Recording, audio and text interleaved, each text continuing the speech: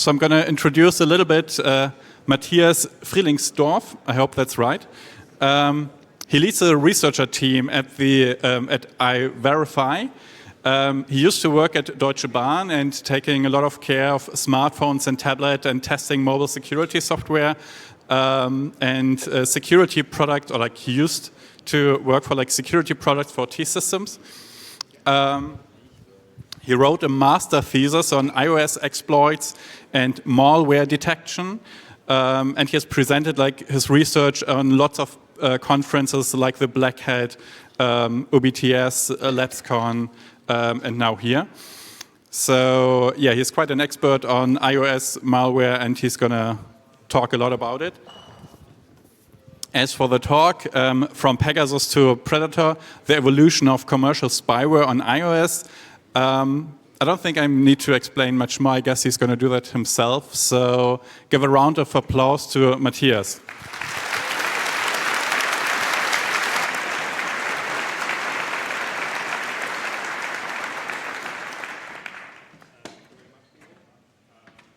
Talk from Pegasus to Predator, the evolution of iOS commercial spyware.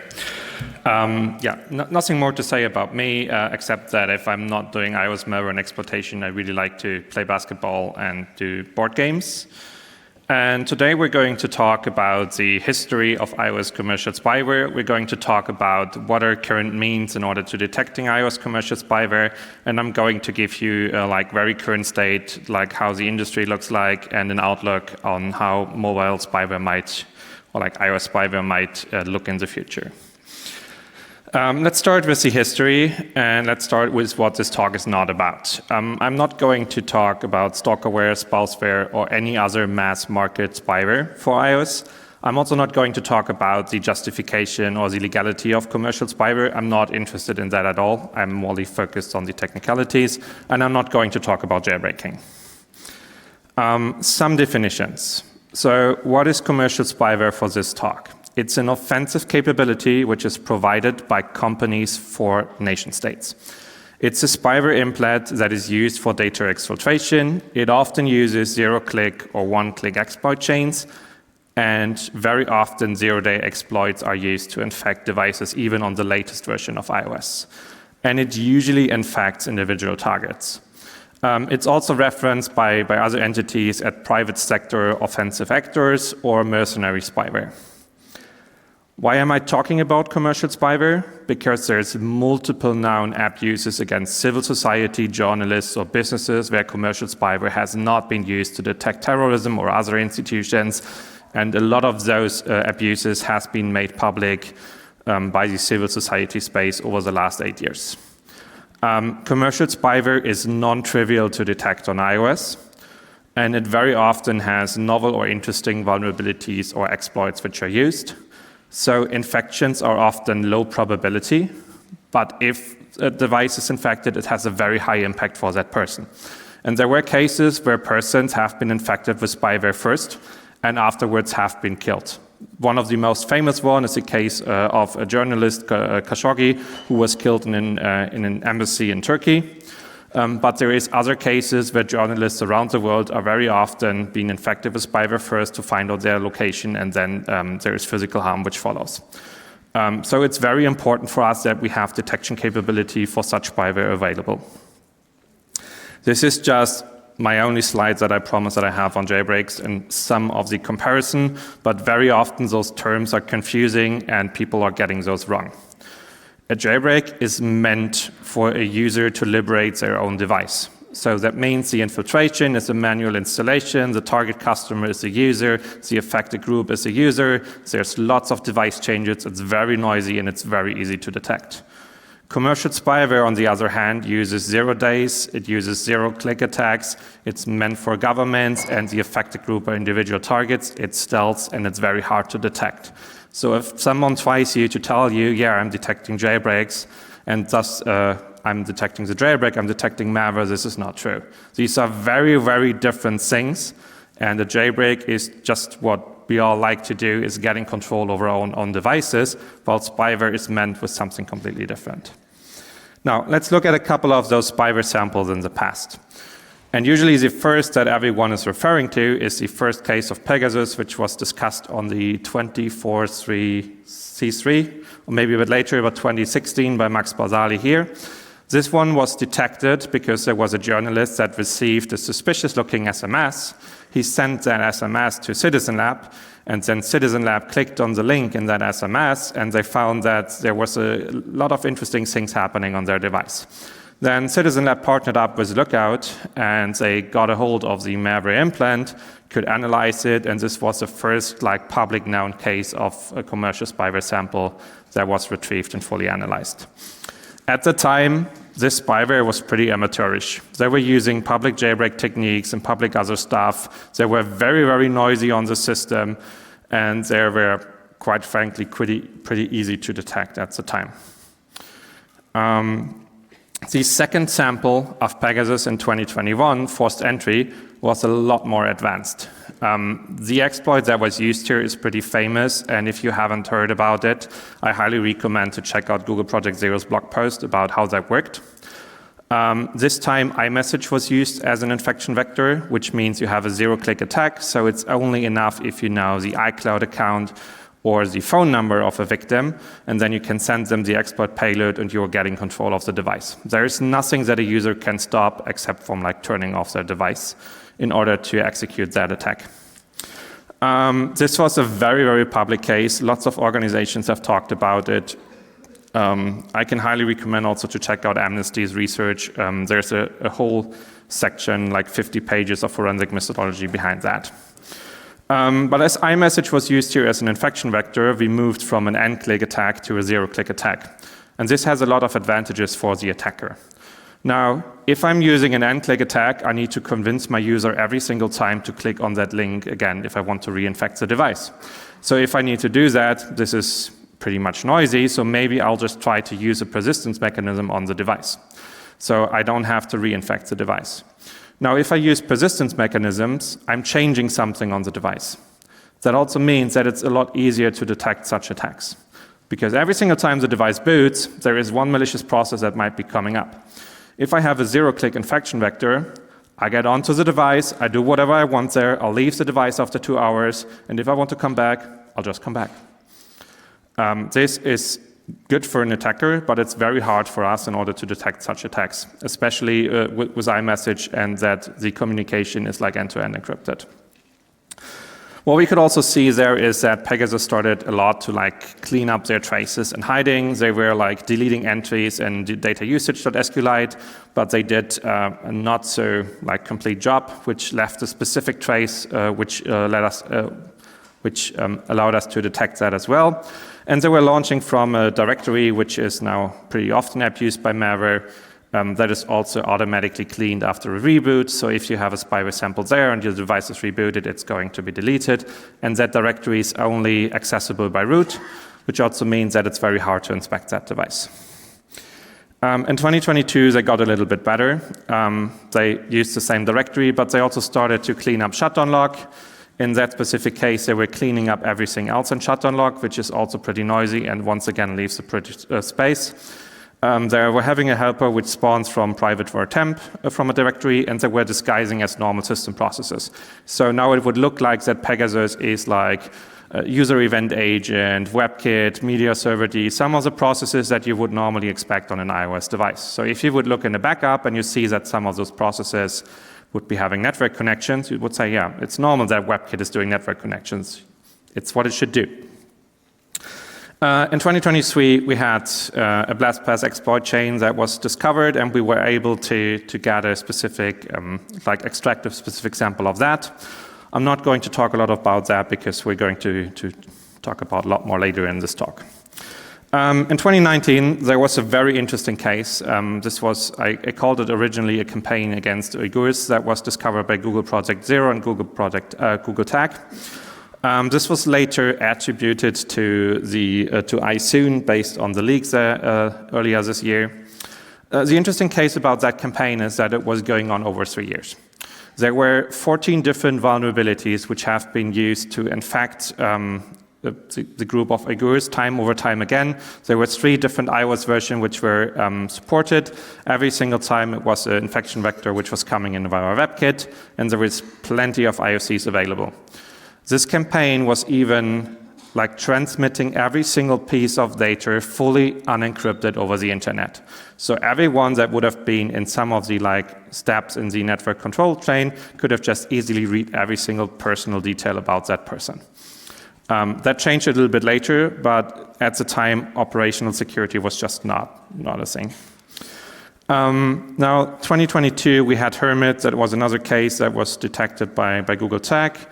The interesting case here is that this is a site-loaded application, and this site-loaded application made it onto the device because they were working now with mobile network carriers together, and they were shutting down the internet connection, sending the victim an SMS and telling them, if you want to get access to your mobile network again, you need to download our nice carrier application. And once people downloaded that application and installed it, this app would contain a couple of public and also non-public exploits in order to then attack the device. This is the only case that I know that commercial spyware was actually using an app as an infection vector. There might be more cases, but it is actually pretty noisy. Then we have the famous case of Operation Triangulation, which was also discussed extensively last year by Kaspersky. Once again, we have an infection vector that is iMessage. We have a couple of IOCs around that. We have processes, files, URLs, and emails. And this one was detected by network and forensic analysis. So Kaspersky looked at their own Wi-Fi network monitoring, found a suspicious domain, looked at a backup, found a suspicious process, and this is where the whole chain unfolded. The interesting case here is that everything started with that malicious domain and the backup agent process inside of data usage SQLite. This database is public since years because Amnesty made it public when they found Pegasus in there. So whoever built this very, very expensive spyware chain made a massive operational security failure by not checking that database for that one process. And also backup agent is a legitimate iOS process, but it's not used since iOS 4. So anyone who would use that specific database and would see that process would immediately think this is super suspicious. So everything else in that chain is so highly bureaucratic and very expensive, so that is just a very interesting failure, if you ask me. In terms of cleanup, what we could see here is they were deleting crash logs, they were deleting iMessage attachments, they were removing traces from iMessage-related databases, they were disguising as a normal system process, and they were spawning system processes for cleanups as well. Okay, let's briefly chat about Predator. Infection vector was here WebKit at the time. So it's a one-click attack. It was discovered by Citizen Lab, interestingly, on a device that was at the same time infected with Pegasus. It's a very interesting blog post to look at. It was extensively talked about by Google Tag, but also Cisco Talos last year released a lot of interesting research how Predator and Alien and Total work together. At the time, it was, I think, the first public case where a business person, like a manager from Meta, was attacked, and it's not only a single civil society case. Even in 2021, Predator did a lot of cleanup or hiding. They were launching from private var temp, helper spawns from there as well, and they were already disguising as normal system processes. Once again, WebKit or user event agents are very normal things. The second version of Predator is a lot more interesting. This was completely rewritten. While the first version of Predator was Python-based and they had a Python loader that were executing to make it applicable to Android and iOS, the second version was completely rewritten in Objective-C. It still uses WebKit as an infection vector, but they use WebKit as a zero-click. And if you want to find out how that exactly works, I can highly recommend the talk by Amnesty that was done last year at CCC. The interesting thing about this specific version was that we got access to the validation steps and the cleanup step that we're doing. And we're still checking for running processes from private var temp. They were now checking for additional log monitoring. They were checking if developer mode is enabled, and they were checking for additional root certificate authorities. And that specific sample was getting notified when the device would be shut down. so they're not going to leave any traces inside of shutdown log. The two points highlighted in purple are interesting because developer mode is something you can enable on your phone, and additional root certificate authorities is normally something that a company would install on a device if they want to use internal resources.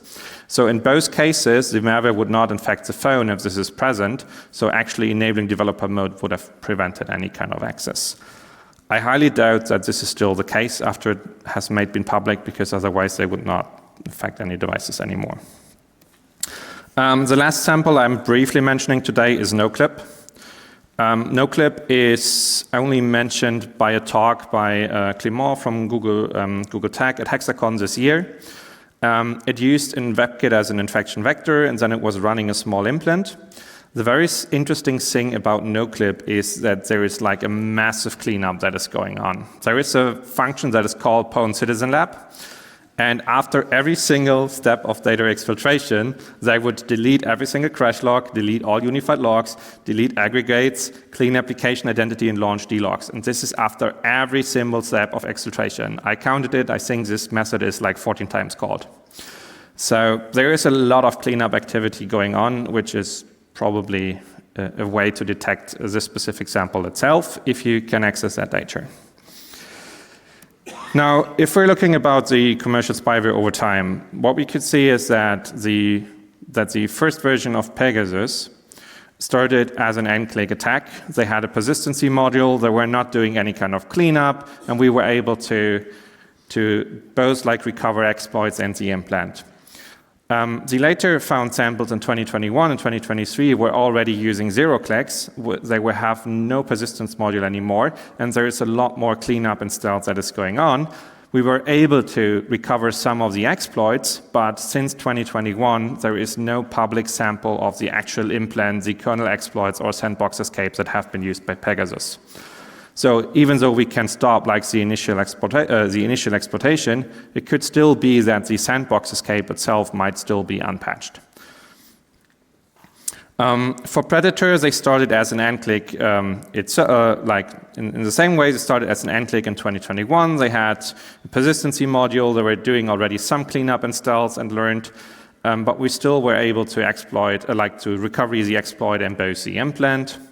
On the 2023 module, they choose a zero-click module. They were starting to do a lot more cleanup and stealth. We were able to find the exploit, but there is no public available sample available. There's only the loader that is part of the first initial exploit chain. In case of iSoon, it was an end-click attack. There was no persistency, there was no cleanup or any stealth, and both implant and exploit recovery was fully done. And in the case of Hermit, it's an app. This is pretty easy, so all exploits and all implants were recovered. I don't know if they did any cleanup or any specific stealths. I was not able to analyze that sample yet. And for Operation Triangulation, we had a zero-click attack. We had cleanup and a lot of stealths, and luckily Kaspersky was able to recover both the exploits and the implant. So if we sort this over time instead of by sample, we can clearly see that all the later chains are moving step by step more to the zero-click attack surface. So we're not having any persistency modules anymore, and we're very often are only able to gather the initial exploitation. If we're looking at IOCs that are left behind by these spyware samples, as for the case of Pegasus, we can see there's very often crashes available. There's emails available for the iMessage surface. There's files available or URLs available during the initial infiltration. When there's an orange or yellow color, I think there might be crashing, but we don't have any specific crashes which were recovered, so it's very likely that crashes are an IOC. And we also had, every single time we had processes which can be used as an IOC, or we have dedicated files available or domains for the command and control infrastructure. Same for Predator. We have likely crashes. We have an URL which was recovered in 2021. And we have information about the exact processes spawned, about some of the files which are left behind, and about the attack infrastructure. Same for iSoon. For Hermit, in this case, we don't have any infiltration because it's just a side-loaded app that is installed, but we have everything else for the implant. And for operation triangulation, we have the exact same things. So if we are sorting this now over time again, we can also see that this is not really changing, and the techniques of the attackers have not really changed in terms of IOCs, except that they're now using a little bit different ways of getting onto the device. Now, if we're sorting this a little bit different, and if we're sorting this by category, if we want to detect such commercial spyware, there's a couple of interesting data categories that we want or need to get from a device. We would need to be able to gather an application list in order to detect hermit. We want to be able to detect crash logs in order to find the initial infiltration of a lot of these samples. If we get access to a file list, we can find some of the files which are left behind. Network data is always used in terms of command and control infrastructure. And if we get access to a process list, we would be able to find a lot of those samples running like live on a device. Okay, let's talk about how we're actually detecting, or how this commercial spyware was detected. Once again, this is a target data that we want to look at. Let's start by talking first about what you can do with an iOS app that is running on a device. Frankly, you can't do anything at all. The only thing that you can actually reliably do is you can check if there is a specific file at a specific file path if you know the exact full qualified path of that file. If you don't know that, so let's say there is a malware running from private var temp and it's called file 1. If this changes to file 2, you're lost. You don't have a way of detecting that anymore because you are not able to get a full listing of all the files. Obviously, you can do a lot on the network side. You can monitor domains, you can run a local VPN and get like the full IP traffic, but that's it. With a modern MDM running on the device, you're able to get a list of the applications which are installed. So this is great for detecting hermit, but also that's it. There is another method available that you can use if you would run a desktop application on a Windows, on a Linux, on a Mac client, and you would plug your phone into your computer. You get that nice little trust dialog, and if you would trust the specific computer, you can gather a lot more information from the device. You're able to get a full list of all the running applications. You're able to gather crash logs from the device. You're able to capture network traffic, but also that's it. This is great for detecting like initial infiltration and also for detecting hermit. If we're looking at backups, and backups have been used very, very often, and here's just a very sample extraction of some of the modules which are available with MVT, then we can see that in backups we get lots of interesting information about files which were left on the device, about processes, about network behavior, configuration profiles, and about some of the like access permissions. Backups is a very, very common tool of analyzing it, and there is one excellent tool available, which is MVT for this, which was developed by Amnesty International, and it was like massively talked about in 2022 with their discovery. And I can highly recommend to like normally do backups and look at this. I'm not going to extensively talk about the details of that. I've done multiple talks of that, and I'm going to leave you behind multiple resources that you can check later on. But it's just for a brief overview here. So with a backup, we're able to gather that app list. We're able to get some file information, some network information, and process information. Now, the next thing that we can use is something that is called sysdiagnose. Sysdiagnose is a normal diagnostic tool that Apple is using. If your iPhone behaves faulty and you're calling the support, very often they run a sysdiagnose and the backup together, background together with you, or you go to an Apple store and they're going to do that as well. Sysdiagnoses have also been used extensively by normal traditional forensics, and there's excellent papers available. Since last year, the European Union Commission CERT actually released a tool, the sysdiagnose analysis framework, that is just dedicated at malware analysis, and I can highly recommend to check it out. This is a very brief overview of how you can run a sysdiagnose, but Apple has their own IT training that you can just follow, and there's multiple guides available that allow you to do this.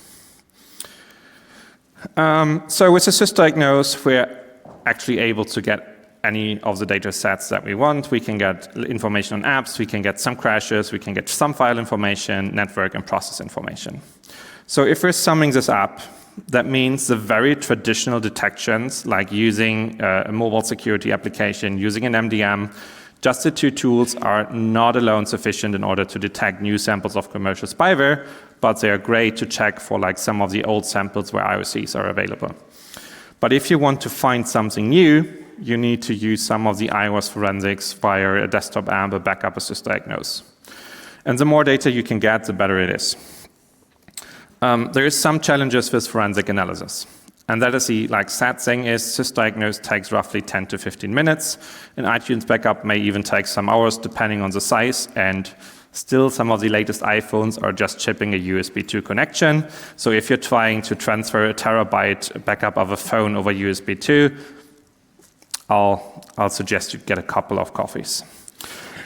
Both need user interaction, and all of those tools are just require some knowledge of IT. So if you're talking to a journalist in Jordan and you're trying to help them to install Python on their computer, which is pretty outdated, and also to run some of the tools, this is absolutely a challenge. And if you're trying to get a backup from someone maybe in India where the internet connection is not really stable and you're trying to transmit gigabytes of data, you can sometimes just take weeks. We just ended up actually shipping the phone via post. That was a lot faster than waiting for the internet connection to be stable enough. And also something that I have to mention here, a lot of the public available IOCs are very, very old. This is great for checking for malware that is from 2021, 2022, but if you want to find some of the newer samples, a lot of organizations are now keeping their IOCs and detections hidden in order to not expose that to any spyware vendor so that they can use this. So if we're summarizing forensic analysis, then it pretty much looks like this. There's different pros and cons, but all of those require user interaction, so that is not something that we can do without the user or something that we can just even automatically check in the background. Let's talk about BlastPass.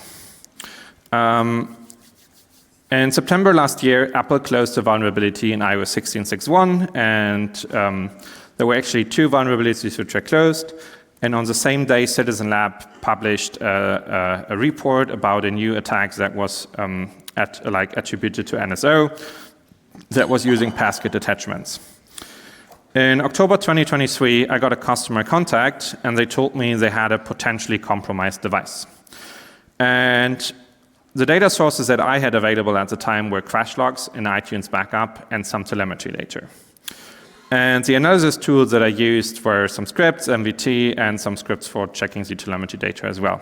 And what I was trying to find is any suspicious activity like processes executing from temp, processes doing dedicated network calls, or specific files written to disk, or some processes which were crashing repeatedly.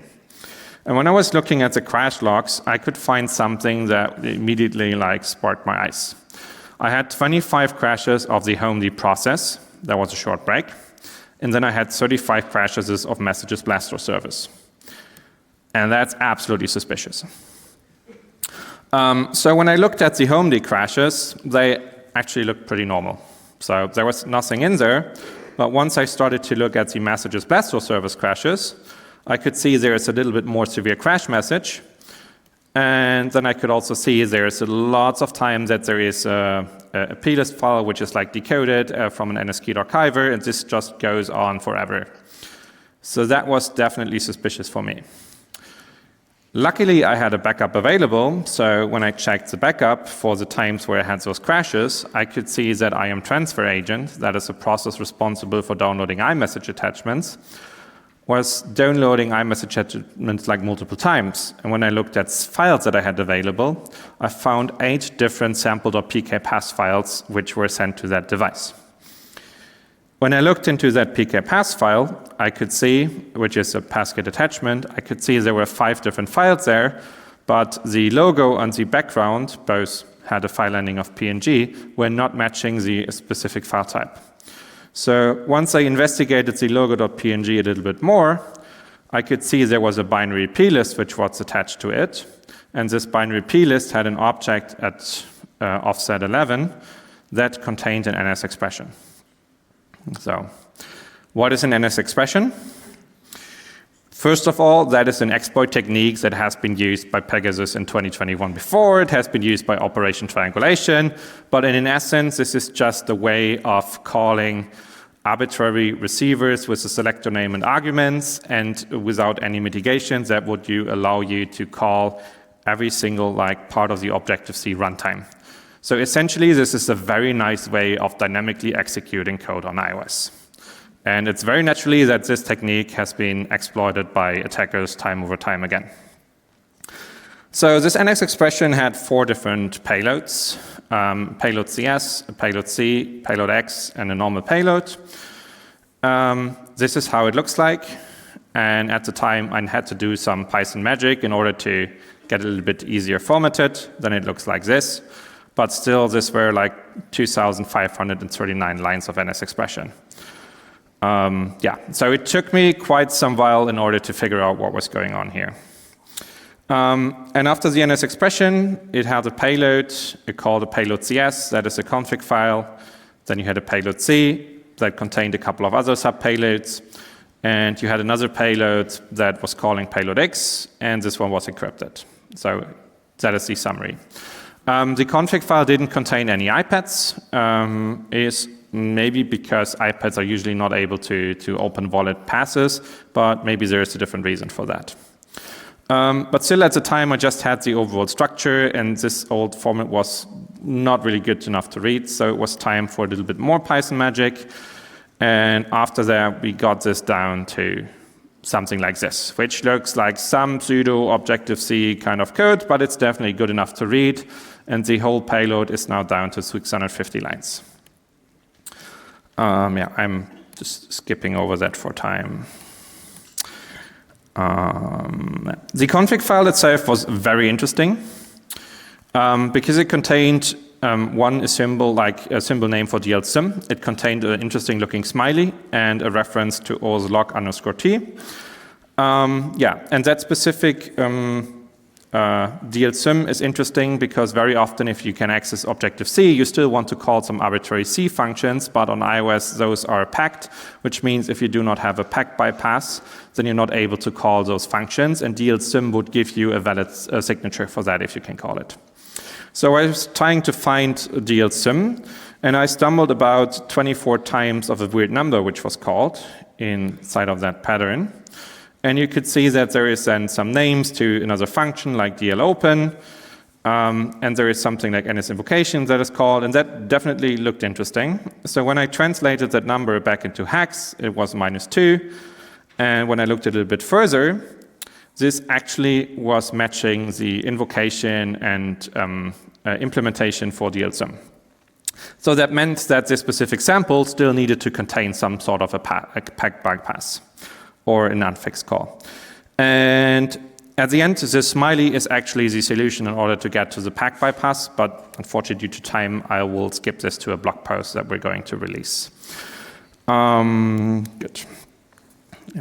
Let's skip over some of this. Some evasive measures that the sample was doing, it was setting OSLog to 0, so they were suppressing logs, they were avoiding jetsam events, and there were lots of other functionality that was used in order to decrypt the next stage. So the overall structure of this was, at the end, it was loading some frameworks, extracting a config file, checking if the device is in config.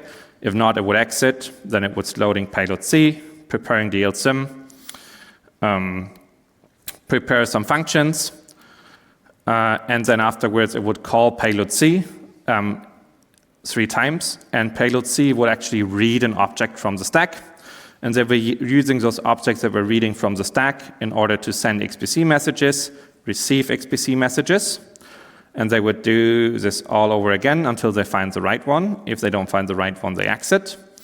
And if they find the right XPC message, they would they would use that XPC data object as a key. If it's not the right key, they would exit. And if it's the right key, they would decrypt payload X. So what is likely happening here is what they're using is the existing XPC connection to EM agent in order to receive the next iMessages to parse. And then they were using some of the next iMessages as the decryption method in order to get to the next stage. This is actually damn smart.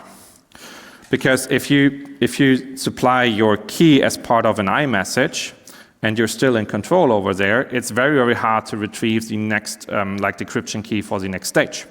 So if I would try to analyze that backup and the key is actually never written to disk, I'm not able to get access to that key. And they have pretty much control over that. And they can very easily send the key over iMessage with additional samples, so on and so forth, and app use that infrastructure, and makes it very, very hard in order to exfiltrate the payload. Yeah, and at the very end, they would also exit to avoid that the specific part of messages blast service that would also normally exit normally, so writing anything else to disk. Yeah. So what we could see here, the first part that we've seen, the crashing of multiple processes in home D, is actually used in order to not burn any vulnerabilities. What they're doing is they're crashing the process 25 times, and after 25 times, iOS is not going to store any additional crash log. This is why we could see a gap between the HomeKit and the messages blast service crashes. So they use some DOS vulnerabilities first. They're not burning their actual vulnerabilities used, and then they start to transfer afterwards to the real vulnerabilities. Yeah. Still, there's lots of OPSECs that could have been done a lot better in that case. The excessive crashes were caught here, and we found multiple samples in the backup. Yeah. Is this the end for the specific sample? We still don't know the HomeKit vulnerability, and at the time I didn't know how they were able to actually start the NS expression. This is something that Ian Beer mentioned at this talk, and I'm just leaving the slides here as an answer, but you can check out his talks. I'm going to put a reference in the slides later on. So at the very end, that chain looked like this. We had a first stage, which was HomeKit. We have stage 0 HomeKit, stage 1, which is WebP. We had the NS expression, we had the payload X, and some of the implant that comes later. This is just a short overview for later review of the timeline, same as the IOCs that were gathered here. Now let's briefly take some time and talk about the current state of detections. This slide should show you a lot of the mitigations that iOS had added over time and time in order to prevent the exploitation of the device. This is not a full list or even a complete list. This is just some mitigations that I picked out. And you can also see what are mitigations or measures that Apple included since iOS 14 in order to tell us about certain threat notifications of if a device has been maybe attacked by commercial spyware, or even iOS vulnerabilities which have been actively exploited. But as you can see, there is not a single mitigation that Apple implemented in order to help us detecting those specific commercial spyware samples on device. Here's a couple of organizations that publish and research on commercial spyware vendors. There's a lot in the civil society space which did a really awesome job over the last couple of years to actually raise the issue of that problem and provide us with a lot of the fundamental technologies. There's a couple of private companies that are also publishing research and which is getting more and more track. But there is not a lot of companies that are actually specifically focused on the forensic work. I just know about two. If we're looking at the state of malware detection in 2022, this was already not really looking great. And at a talk 2 years ago, I already said it would be really great if we would get an endpoint security framework for iOS in order to detect such threats on device, but we didn't get it. This is how it changed with 2023. Now, at least some people were setting more focus on malware detection, but we still didn't get any security research devices. And this is how it looks in 2024. We see there's a lot of things that have progressed a little bit over time for the defensive community. And a lot of companies and individuals are now going more and more into doing more. But there is still a lot of things that are not really great. For example, we don't have a lot of exchange and knowledge transfer between private companies and the civil society, which makes it very hard if every single organization would need to come up with their own techniques in order to detect something, and everyone is just keeping stuff for themselves. The only thing, in my opinion, that this is benefiting or the entities that is benefiting at the moment are actually commercial spyware vendors. I hope that we can change something there over time in the next couple of years, but we'll see.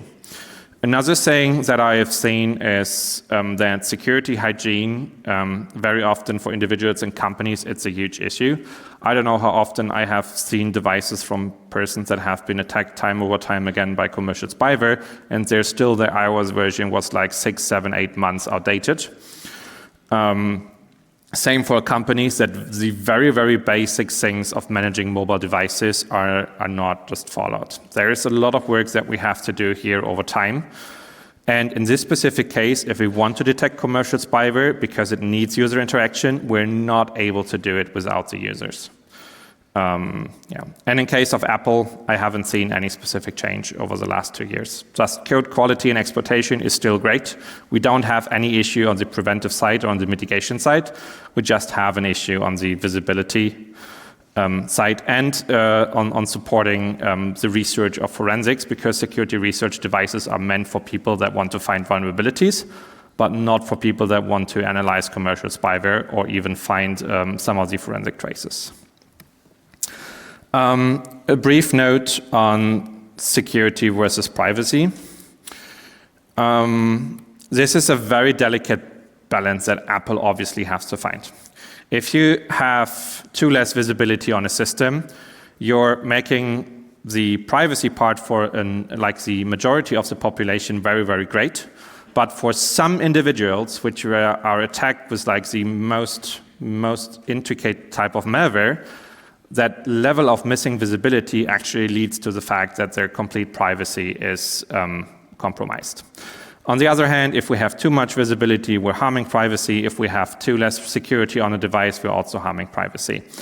I'm not saying that we should have full visibility on the iPhone, but in my personal opinion, I think it would be time that Apple starts to thinking about more different user groups and having dedicated forensic capabilities for some of the most targeted persons on the planet would probably be something good.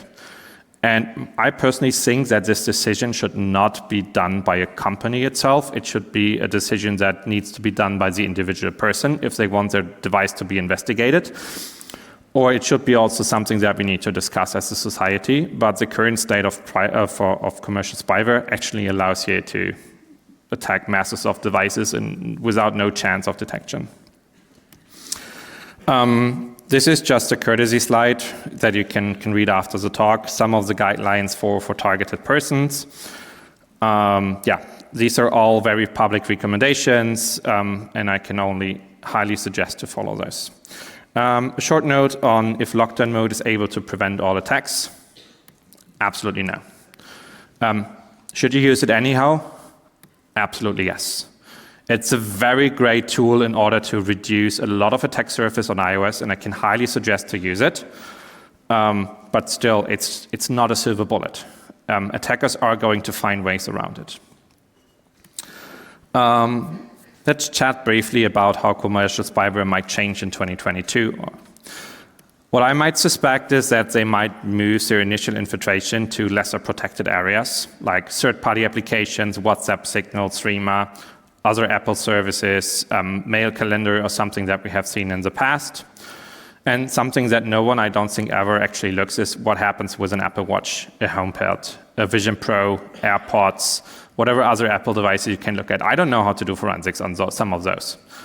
And I don't think anyone is actually looking. Also, something that we have started to seeing is that attackers are using multiple exploits for multiple targets, or maybe they're just like stopping at exfiltrating a WebKit database, or depending on what the actual target is. But at some point in time, the model of using an RCE, sandbox escape, a kernel exploit, and an implant might be over. We're going to see that also attackers are going to professionalize cleanup more and more and more. That means post-mortem analysis, doing like twice a year, will get extremely hard if you're not regularly collecting forensic artifacts. And for some of these attacks and some of these devices, we need to move to continuous monitoring if we really want to detect such malware. Okay, I know it's past Christmas, but I still have a wish list for 2025. I would love if we could see improved Apple threat notifications. I would like to see details about the detected malware, some of the IOCs that Apple found. I would love to get details about the state of an attack. Did they only see that there were start of an infiltration? Did they see a successful infection? I would like to see timeframes and dates, which allow me to do a lot easier triage of what is going on in that device and finding samples or even more artifacts. I would absolutely love to see improved detection capabilities, and getting an endpoint security framework on iOS could go a long way. If we would get just access to a running process list on iOS, we could have detected all public malware samples in the last 8 years, and we could have prevented a lot of public malware infections in the last 8 years. And it would raise attackers' cost significantly. I know this is a topic where there's lots of debate going on, but I do think it would go a long way. I would love to see a lot of collaboration and sharing on the defense side. I've mentioned that. And just on the work on BlastPass, we had lots of duplicated work. So collaboration on malware analysis, sharing on malware samples of techniques and IOCs could benefit all the organizations in the space, and at the very end could benefit the victims and targets of commercial spyware. For Apple, once again, a dedicated program for forensic and malware reverse engineering. And a couple of open research topics. I don't think we actually understand the problem of commercial spyware on the target space good enough. So doing a scientific study about the proliferation and finding out how many people are actually attacked or targeted by spyware over the last couple of years, I think that would benefit the discussion a lot. Because currently everyone thinks it's a targeted attack and mostly focused on civil society. Our own data shows very much that there is a group variety of people that are targeted, but we don't have any proper scientific study that we could use as a basis for a discussion. Obviously, public research on iOS attack surface and techniques is always welcome, and forensics on Apple Watch, HomePod, and Vision Pro. And once again for Apple, also documentation or analysis of the various databases or files and forensic sources would highly welcome. I'd like to mention some thanks and some credits. Amnesty International, Citizen Lab, Access Now, and whoever in the civil society space that did a lot of work in the past. Without your work, I would not be able to stand up here. So there's just like a lot of credit and a lot of the foundational work that is done by these organizations that just like deserve our thanks. And the same for some private entities like Google Project Zero, Google Tag, and Cisco Talos over the space, and many, many others. So I can just say thank you for all the hard work that you did. And yeah, without a lot of these organizations, I would not be able to do this.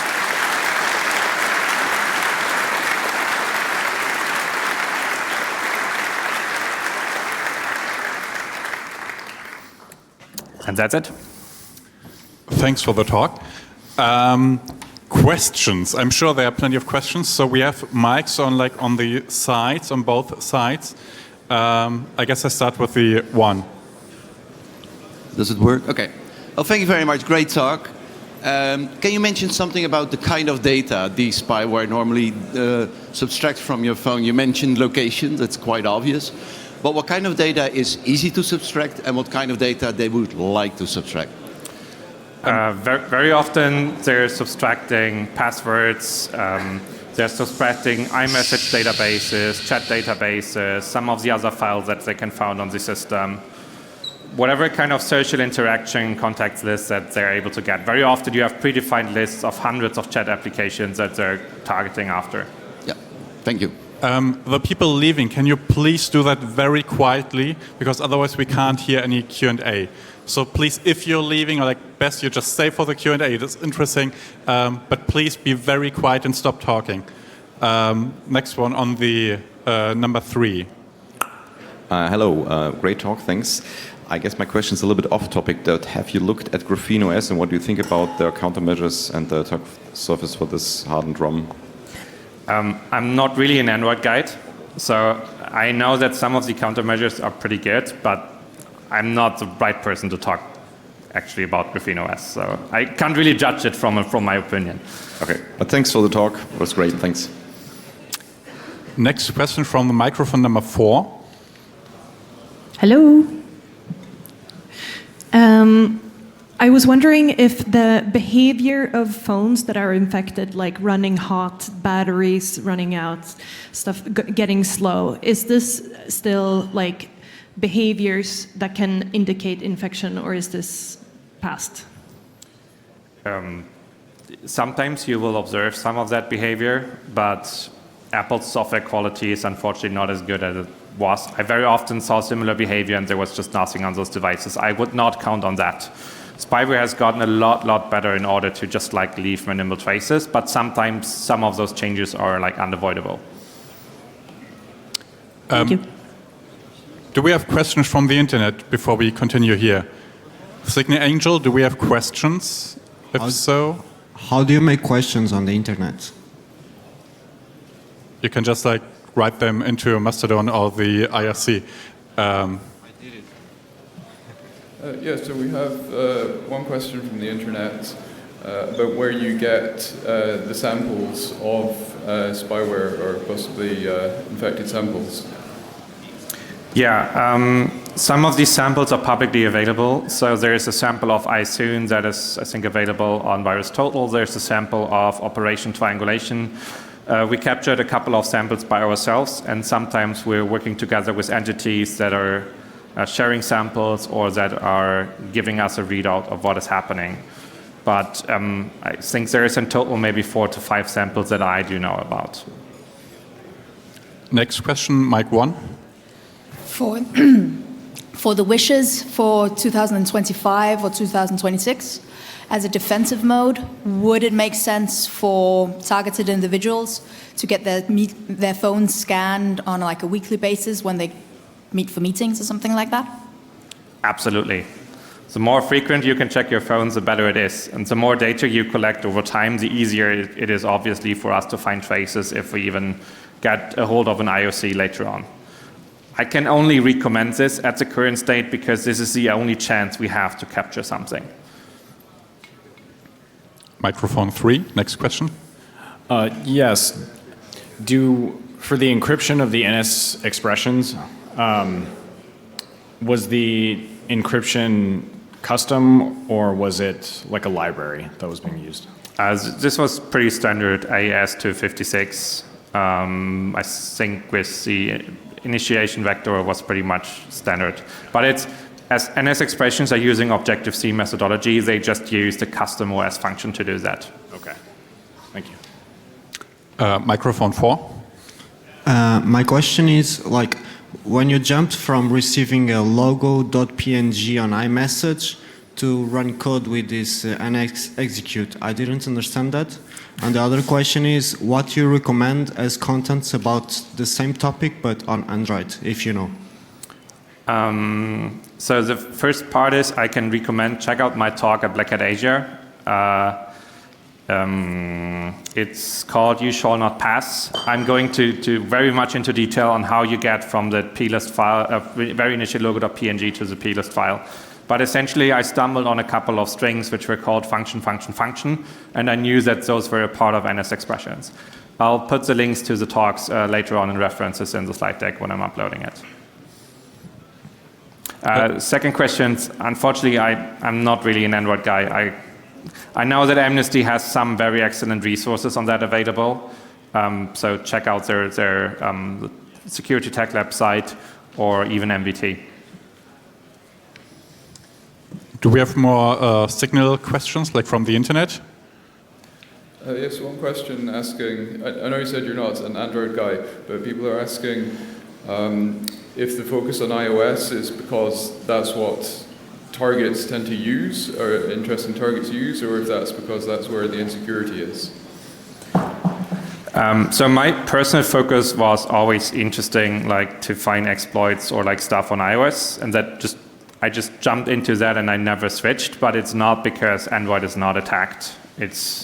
I decided to specify on that, but definitely there is a lot of targets on Android as well. As far as I know, gathering forensic artifacts from Android is even a lot harder than on iOS, which is kind of interesting because the operating system is so open. But yeah. Next question, microphone 1. So with the move from n-click exploits to one-click spyware, zero-click spyware, does it make sense to like restart your phone every day just in case? And could you implement a mitigation, like if the OS detects that a system process crashed 20 times in the last hour, then just restart? That would actually probably be a very interesting mitigation for Apple to implement and would probably help. But it's also, sometimes iOS processes do crash repeatedly in the background, and those are not malicious crashes. You just don't notice that. So it also has some impact on the user experience. In terms of restarting your phone every day, absolutely. But also do collect some forensic data from time to time, because just restarting is also killing, obviously, like any kind of artifacts that an attacker might have left behind on that. Okay, thank you. Microphone 3. Hi, great talk. Thanks for it. And I have a question, and maybe I missed this part. How can a user know or can tell that his device is potentially infected so that they can call us, SOC analysts or forensics, so that we can start our analysis? You have not missed that part. The actual bad thing about that is there is no clear telling style. That is the issue that we have. Commercial spyware got so good at being stealthy on the device that you will not be able to notice that your phone is infected as long as you're not doing the forensic investigation and checking. So this is like a chicken and an egg problem in some way. It might be at some cases, if something goes clearly wrong, that your phone might like heat up over time, battery is draining very, very often. There is cases where this happened, but on the majority, you're not going to notice a single thing. Okay, thank you. So a regular check will do it fine in this case. This is the best I can tell you until we get better tools to automatically check something in the background. But you just try to get as frequent checks as possible. Okay, thank you. Microphone 4, next question. Yes, does a full reset of an iPhone destroys the spyware, and what will happen if you restore a compromised backup? Is the spyware still on the device then? From a practical standpoint, even a reboot normally wipes the spyware from the device because they don't want to leave any traces behind. So from what I know, like even if you would wipe your device, you would clean it completely, but in theory it would also be possible that someone finds a way to infect the phone via a backup and reinfect it again. But that is obviously very, very noisy in terms of leaving traces behind. Do we have more internet questions? Yes, the internet would like to know how many devices had lockdown mode enabled which were exploited. I can't really tell you that. In most cases, people did not have lockdown mode enabled, that of the phones we analyzed, but I also haven't tracked that.